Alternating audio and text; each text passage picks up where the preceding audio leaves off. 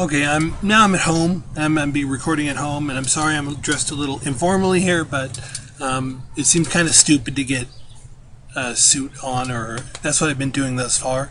I actually put a suit, a shirt and tie on, or a nice shirt, and I thought, you know what, it's a beautiful day, and I'm sitting out in my garden.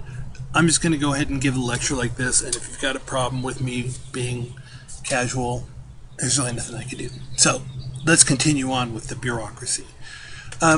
We talked about two different parts of the bureaucracy. We've talked about the executive departments, and then as part of the executive departments, the bureaus and agencies that are the sort of the guts of the executive departments. And I drew the parallel between the committees and their subcommittees, where the full committee has a big jurisdiction, the subcommittees have a more specialized jurisdiction, and then the executive departments where, the Department of Labor has a big jurisdiction, but then all these bureaus and agencies have more specialized jurisdiction. That's the same process. Now I want to talk about a different part of the bureaucracy. These are called government corporations. Now, we're talking at the federal level, and a government corporation is an agency that functions just like a business, right? And we actually, as living out in the world, we encounter these kind of businesses that are government corporations. Generally speaking, what government corporations do is they perform some sort of economic activity that the government believes that private businesses just can't handle, for a variety of reasons. I'm going to give you two different examples of government corporations where the government is functioning like a business because private business can't handle it for two separate reasons. Private business can't handle it. So the first one, an example of a government corporation, is the United States Post Office. The post office functions like a business. They have commercials, right? They sell us products. They try and encourage us to buy their products. But they are a government corporation. They are wholly government owned. And they face competition from DHL, from FedEx. They face competition just like another business. They're out there functioning in the market. And the reason that they were created is because there was a belief that, and I think it's accurate, that you could not get a private business to do everything the post office does, to be responsible for all the mail across the country. In theory, you could put that out for bids and take the person who gives the best bid and do it that way. But when you think about how many employees you have to have, how many buildings you need to own, the kind of security that you would need, all the kinds of problems, the number of cars you would need to own, how much gas you'd need to buy, all that kind of stuff is too big for a private business to do. But it needs to be done. We need to get the mail around on a regular basis, on a daily basis. And so this government corporation, the post office, does it, because nobody else is big enough to do it. Another example of a government corporation is Amtrak. Amtrak, for those of you who don't know, is the rail system, the trains. They're out here in California, but they're mostly on the East Coast. And the government has determined that people using mass transit is a good thing. It reduces wear and tear on the highways. It reduces pollution, all those kinds of things. And so Amtrak runs like a business. They run commercials, the same thing. They try and entice people to join to buy their product. Now, the reason that they have Amtrak do it and not a private business is because Amtrak actually loses money. It would lose as a business without the government funding it. It would go out of business. And so the government feels like, okay, well, we're going to spend some additional money on this, but in the end, it's a good thing because we're going to get some benefits back. It doesn't matter to a business if you're preserving the quality of the roads, but it does matter to the government because the government's going to be the one replacing it. So government corporations, executive departments, their agencies and bureaus, government corporations, and then the last thing I want to talk about are independent regulatory commissions.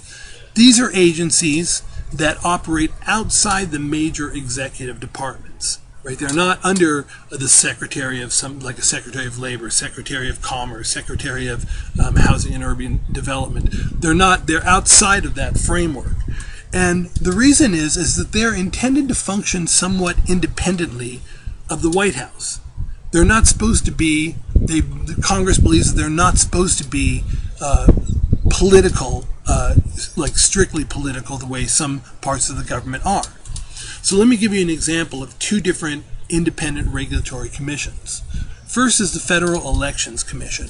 The Federal Elections Commission is the commission that goes ahead and monitors and makes sure that candidates who are running for federal office go ahead and obey federal laws. And if somebody cheats, they're the ones who will fine them. They're the ones who issue rules for what to do if there's a dispute about something. This is what they do. They run the elections. And you can see why you might not want a president to go ahead and be in charge of that, right? Because if you're a president and you're in charge of the Federal Elections Commission, and that the people there are basically looking to you for guidance, you might go ahead and make rules that help yourself and hurt your opponent.